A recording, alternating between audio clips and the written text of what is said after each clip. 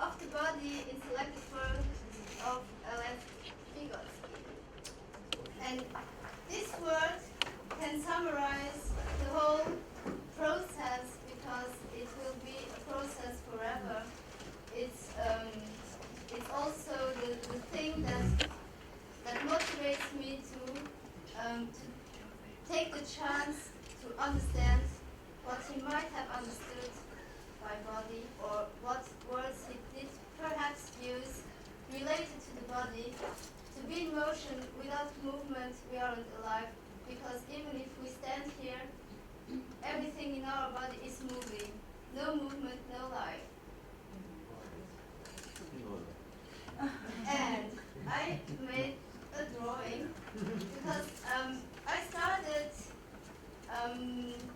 I came across Vygotsky 2004 when I was learning to be a teacher, preschool teacher, and we had only a little glimpse about ZPD, and we had only the book Mind in Society. And the idea of ZPD was really interesting, but we had no time to investigate, to really understand that idea, but it kept on the background of my mind. 2009, I completed my master's thesis in psychomotricity, and I tried to compare ZPD with a psychomotor approach. It's called Entwicklungsförderung, and if I translate it, it's like support of development, but Förderung is as if you would help perhaps a little bit too actively, and the person you are helping is perhaps a little bit too passive. But the problem was I didn't go to the underpinnings really, and there were lots of contradictions I realized some years later. But this idea was really interesting to me. And 2009 I began as a psychomotor therapist and a preschool teacher in a school. And I wanted to talk very quickly about psychomotricity. That's a snapshot. The situation seemed always to be chaotic because children are interacting. Perhaps sometimes they don't interact, but they are always creating their play situations and talking to each other, but they talk with their body all the time. And I tried to grasp the idea of ZPD and to apply it in my practice as a teacher, but also as a psychomotor therapist, and I wanted to combine the ZPD as a practical tool to understand how to create possibilities for the children, and I tried to find an analytical tool to grasp those moments, to make them observable. But it was, I can sometimes sensitize it, but I can't make it completely visible. And psychomotricity is about the unity of acting, moving, thinking, feeling, experiencing, perceiving all the time, but with other people around, with the environment. And that's why I thought there are lots of links, and I wanted to find out which links could be interesting. But psychomotricity is about body. And body. There are lots of words for body.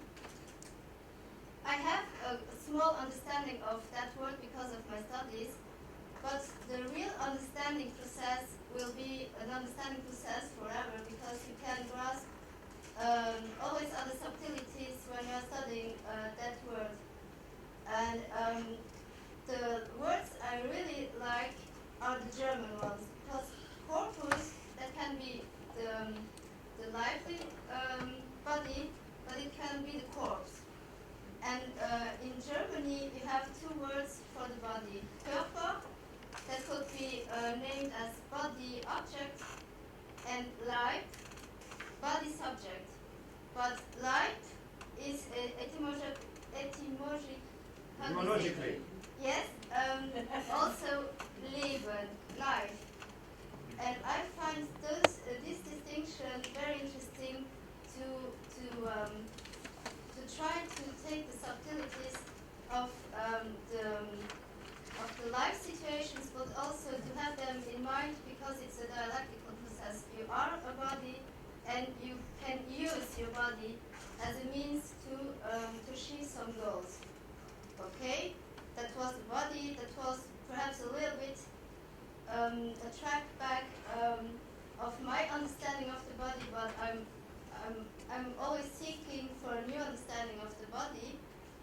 But body, in Vygotsky's text, my first superficial thoughts were, body, could he have meant lower mental functions or reflexes, or was it perhaps something like the body is only biological, is he completely dualistic?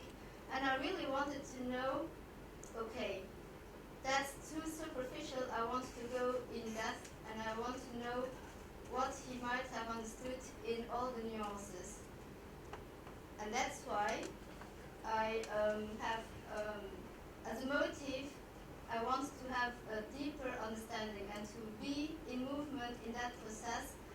And I want to have stable, robust, but also flexible foundations to can build upon other ideas and other contrasting research projects, because without understanding the foundations, I feel that I can't contrast some concepts with his own concepts, but also with other concepts. I think I want to have really a deeper understanding. And I want to know what could be a Vygotsky lens on body. And for my practice, I want to know which theoretical, methodological, and practical solutions could be found for issues and challenges that I face every time, because the well-being of children is in schools not really the priority. Even if it's in policies, yes, well-being of children is the most important thing, flourishing. Those are the key words of today, but well-being begins also in the body and feeling the own body, feeling also the things that, feelings that come up. But if you are always only functioning in a school, sitting, you can't really, you have to put those feelings in the background. And that's why I really want to see and to feel and make others sensitive, make others feel, make visible some processes for the children, but also for the teachers, so that they might perhaps understand their own feelings and be more in relation, in embodied relation to the others.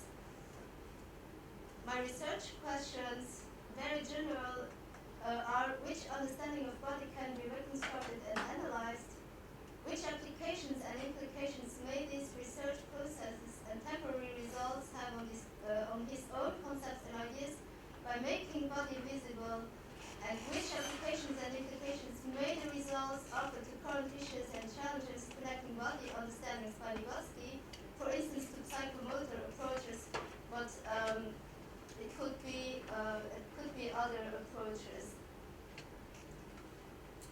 And my theoretical background is based on hermeneutical traditions. Hermeneuin, I'm sorry because my pronunciation is probably false, means explain, interpret, translate. And it's a study of methodical interpretation. It can be the interpretation of text, but also of other artifacts. And it's a methodology of interpretation that is concerned with problems that arise when dealing with meaningful human actions and products of such actions, most importantly, texts. And I made, once again, a small drawing. The H is for hermeneutic approach, PA, principles and attitudes, BQ, background questions, and S, steps, B for Vygotsky, and me for me, with my environment in relation to me. Hermeneutics principles are very interesting in my mind in my point of view, because they give some stable orientations to try to understand in respect of the person you are trying to understand, in the person, in the text of that author. And one principle is, for instance, the principle of charity. So that you say, if you are reading a text, you are going to have that principle on the background. And if you misunderstand something, it's you who are misunderstanding something, and not the author that has make a contradiction. But that principle is not a principle of compliance. If we have, if you have valid interpretations that are shareable with the community, who are really coherent with the community, you can find also contradictions in text, and then you can analyze them. Because in my point of view, if Vygotsky has had some contradictions in his pathway concerning the body, I want to see those things too. It's one other principle is very interesting, is the principle of the hermeneutic circle or spiral. You go back and forth, you go from the whole to the parts and back to the whole, and it's really that movement that you are always comparing parts, small parts, with the whole or bigger picture, and you don't forget the bigger picture. The attitude is the attitude of openness to the guesses that may appear, and those guesses can give you a hint where your interpretation, in which direction your interpretation can go, and you can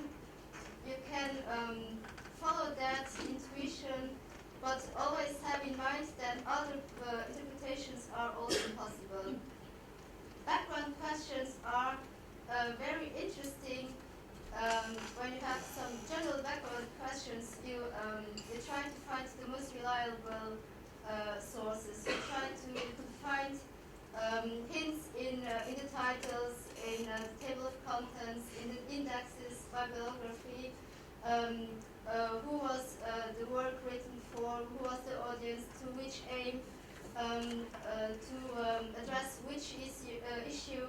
Those questions accompany the whole process, but on the background, because those are not the questions you ask to Vygotsky's text, because those questions would be: where could I find the body, in relation to what parts, to which concepts, where did he omit to mention the body, does he omit, why could he have omitted the body, and the whole process is the same for me. So my self-reflective practice during the whole process is also guided by hermeneutical approaches.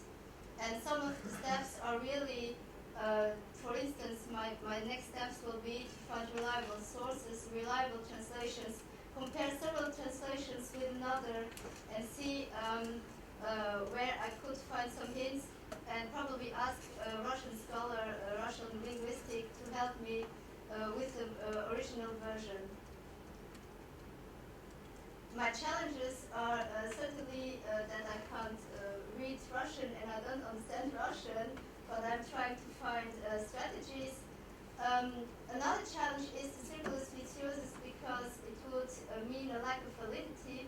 If I'm not self-reflective enough, I could be convenient.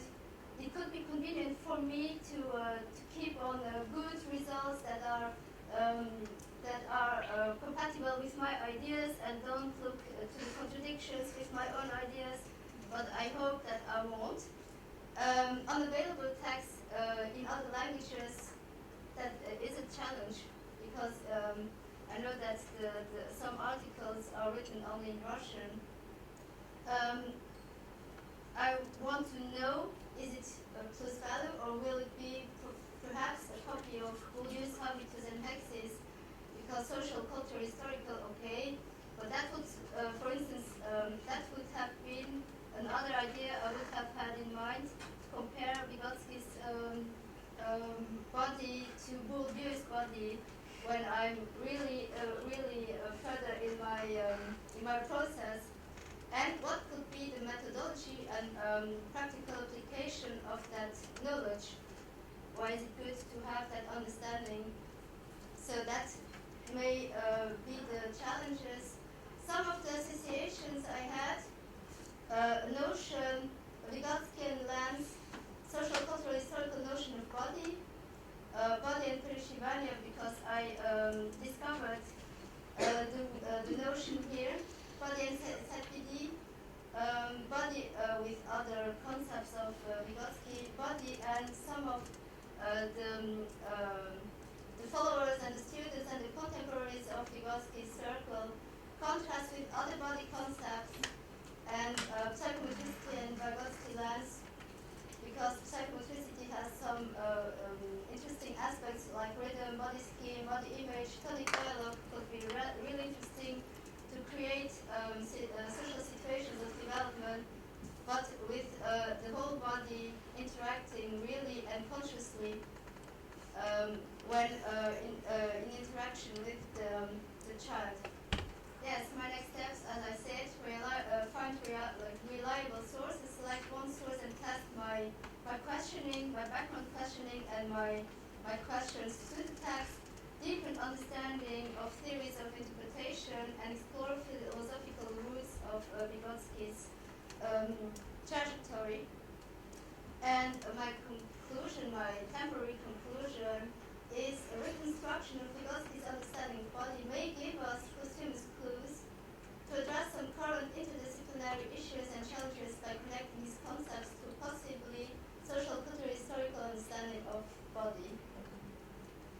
And of course, I have some questions. Which theory of interpretation may be interesting to reflect upon the findings, the temporary findings? What other associations come across your mind, theory, method, practical model to reorganize practice or to reorganize thinking processes? Should I narrow down my focus? Do you have guiding questions so that I can keep on seeking and moving on my process? Thank you very much.